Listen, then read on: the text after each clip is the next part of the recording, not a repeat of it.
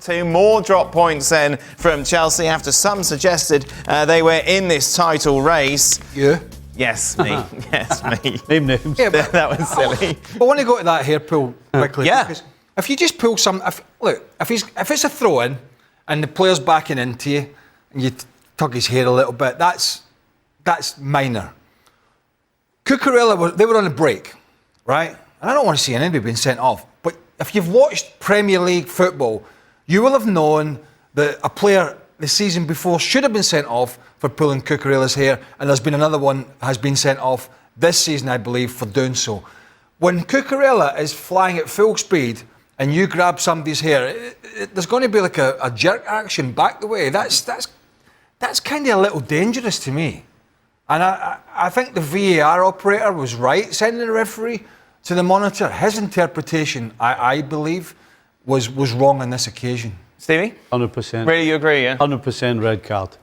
No question. Because it's the hair and not the shirt. Well, it is, and it is dangerous. You know, it's just dangerous. And you blatantly go out your way and grab somebody like that, then it's a red card. I mean, if you put your arm out in their face and do that as he's running past, you're going to get a red. If you're pulling the hair, yeah. Come on, everybody's had their hair pulled. I know I've not got a lot these days. Well, do you want to try? Yes, be careful, hairs. Overall, this game should have been finished at half-time, which we've said so much about. But it should have been. But then we were sitting watching the games and we said, remember Fulham? It's not long ago. Came out in the second half, were excellent, won the game.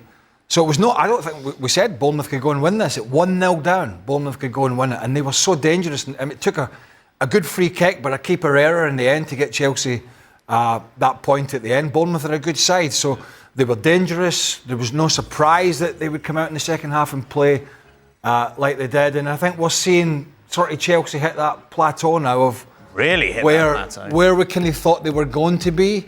And it's whether they can sustain any consistency or regain some consistency between now and the end of the season to get into that top four. That's going to be a fight for them now, top four, because the Fulhams and the Bournemouths are as organised and are as big a threat as Chelsea are. It's incredible when you say that they led the last 3 games, Stevie, and they haven't got a cross line, they haven't done it. They've only scored those 4 goals. And you do look at Jackson and you do think, you know, at this level, you've got to be taking the chances that he's creating. Well, I think number one, if he in particular had taken his chances, you're talking about the Fulham game, you're talking about this one in particular, then regardless of them losing 2 goals, they would have been out of sight. But the fact is, recently they've started losing a lot of goals. And a lot of that is because they've had to make changes at centre-back. I certainly wasn't a huge fan of Fofana, but at the same time, they did start the season pretty well defensively. But now, with all the changes, they're conceding goals. And listen, when you don't kill teams off, particularly a team like Bournemouth, who just don't change. It doesn't matter what the score is. They don't change the way they play. They're always trying to go forward at every opportunity, and they've got pace, and obviously they can finish. So yeah, Chelsea, I think the biggest problem is the back line. I think they're going to have to get a settled pairing pretty soon if they do want to challenge for that top 4 spot. I think Jackson's having a more than decent season. I mean, lately maybe not so. First half, and I think the difference here is, and Chelsea, I'm sure with Enzo Maresca will have to address probably that position. As well as others, but I think the difference here is from sort of Chelsea and Arsenal is Chelsea were never expected to be in a title race, whereas Arsenal were quite a few people's favourites at the start. Yeah, I don't know. I don't think Arsenal needs to be even brought into this conversation, do we? No, well, this is Chelsea who. Yeah, but really... I'm thinking about Arsenal fans sitting. Well, you talk about our strikers, now you're not talking about Chelsea's. I think the thing for paranoid people. The thing for Chelsea is the quality of the opposition, which they've dropped points. And I know Bournemouth are strong, and I know Fulham are strong. But at home, when you're in the lead, you need to be putting these games to bed, and they're not. I've given Jackson. Most of us have given Jackson a lot of credit this year because I didn't even think the performances he showed in the first half of the season that he had it in him, and he superseded most people's expectations of his all-round game.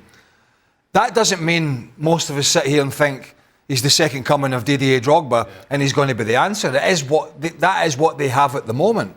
I think ultimately, and maybe Christopher Nkunku at some point was going to be that guy. That doesn't seem to be the case. So maybe they'll go out and address that again. They've got Broya, who's clearly not fancied. He's out on loan. Mark Yu obviously has been doing all right in the Conference League, but they don't. Yeah, but I mean, level. they've always had most of these big London sides and these teams challenging for the titles have had somebody up front who is different gravy, for want of a better terminology. He's okay, and he's definitely had his moments this year. But we'll see more of those misses that we saw, and that's from that header that was saved. We'll see more of that than we will of the really good Nico Jackson. It's really a case of, well, he's doing better than we thought he would. Yeah, but where's that if you want to take the next step, and be constantly in the top 4 and then challenging, he's not your guy. As we said around the conversation about the title race, there's nothing at all that suggests that Chelsea are going to go on a run now to really boost them and go up into the top 4 and comfortably do that in Champions League. This is going to be a scrap, isn't it? Right down to the final day. Well, and the good thing for Chelsea is that the teams in and around them are kind of doing the same thing. Sure. So, yes, we can sit here and we can say that, Jackson's going to be a hindrance at the end of the day for top 4, and, they need to settle down at centre-back. But then if we start talking about all the teams around them, they've all got maybe not similar but different types of problems. Let's